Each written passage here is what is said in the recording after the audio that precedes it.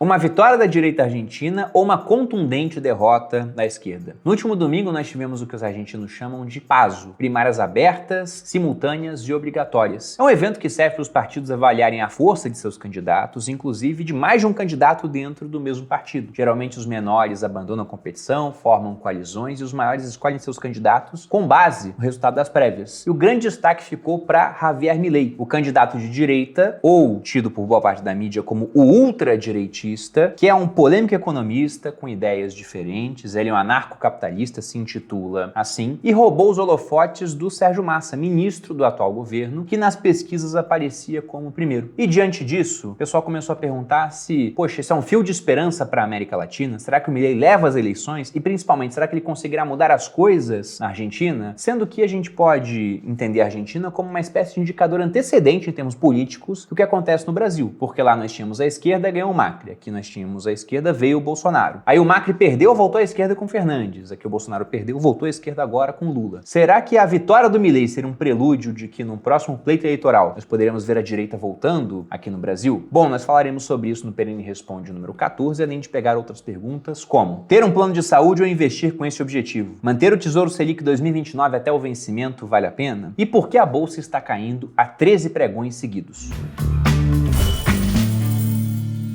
E aí, pessoal do Você Mais Rico, quem fala aqui é Bruno Perini, criador do canal. E antes de entrar para o nosso quadro de respostas, eu peguei as perguntas lá do meu Instagram. Quero lembrar que nessa segunda eu inicio as aulas do Viver de Renda 22, um curso que tem como objetivo pegar até mesmo uma pessoa completamente leiga a respeito de finanças, dinheiro, de investimentos e transformar essa pessoa em investidora de verdade, capaz de montar uma carteira diversificada entre ativos, moedas e até países, investindo aqui no Brasil e também no exterior. Até que um dia ela possa viver da renda deste patrimônio que ela formou. Se você entrar no Viver de Renda, saiba que, além das aulas didaticamente preparadas, também tem uma equipe de suporte que responde todas as dúvidas do aluno, formada por profissionais altamente gabaritados. Tem analista com 25 anos de experiência, que mora nos Estados Unidos, economista com passagem pelo BNDES, tem advogada com mestrado em finanças feita em Portugal. Então, uma equipe multidisciplinar e realmente dedicada a te ajudar a aprender. Se assistir às aulas e tirar as dúvidas, você vai aprender a investir. Para quem quiser fazer parte, há um link aqui na descrição, você ainda pode entrar na turma. E agora, começando as perguntas,